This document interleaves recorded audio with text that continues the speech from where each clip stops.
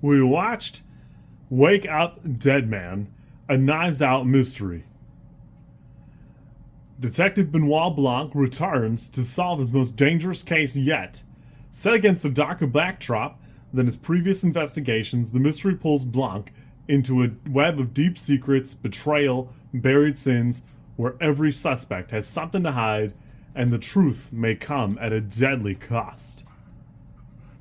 I'm not gonna lie, I had a lot of reservations going into a third, but at the end of the day, I think my answer is Rian Johnson could make 100 more of these, and I would happily watch them. I could watch Daniel Craig be Benoit Blanc doing just about anything. I don't know if you guys caught the little Muppet thing. My only complaint there is it's an actual Muppet and not Daniel Craig, because it kind of seems like Daniel Craig would have done it. This movie rocks at about 144 minutes, and I don't know. Every one of these movies is so different. It's funny to see people rolling out the, well, how do you rank them lists, and honestly, I'm not sure where this one would fall for me, because I spent a lot of the first half of the movie just watching and looking for something to watch out for and pick out, and like, oh, well, look, there's this has got to be important later, or something like that. And some of it I was right, some of it I was wrong, and I gotta say, I really did enjoy that element of it, but I will be happy to tell you that I was probably like stressing myself out to a point where I really didn't enjoy the first half of it as much, and then in the back half it really does take off. I had a lot of I wasn't raised Catholic. I understand a lot of the Catholic traditions, but I don't like, they're not like personal to me.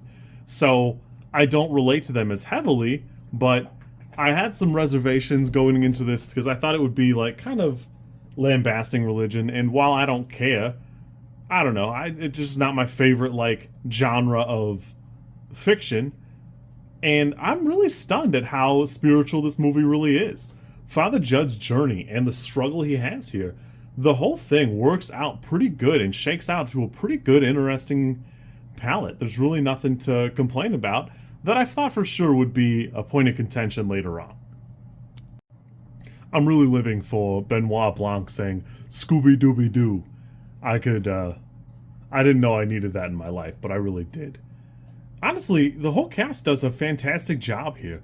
Rian Johnson honestly has a fantastic way to draw out a performance from people in such bizarre ways. I wasn't 100% sure that was Josh Brolin. I had read the cast list like a month or two ago and kind of forgot. But damn, even he does like a fantastic job as a bit player in the grand scheme of it, but everybody really does shine here.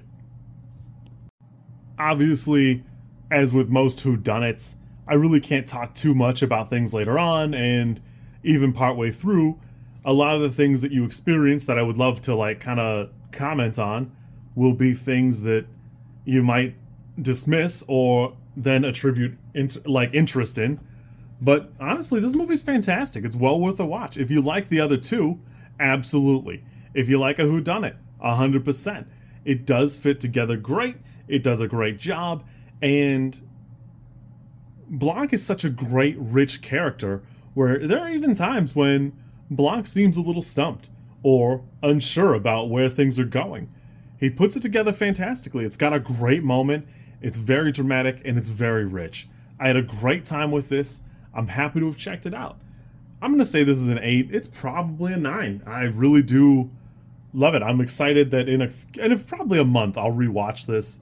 I don't want to rewatch it too soon, but having rewatched Knives Out and Glass Onion somewhat recently, I really do appreciate them more and more. All the rich little characters, even the ones that are like caricatures of people we see in society now. It's really fantastic. I had a great time. I hope you have a great time. The holidays are upon us, so be nice to each other and stuff. If you like this content, I'm supposed to ask you to like, comment, and subscribe. I think like is here, and comment is probably down there, and subscribe over there somewhere too, I think. I don't know how many times this like snippet is gonna make it into a video. Everybody says you should do it this way, and I always thought it was just like an annoying thing other YouTubers did.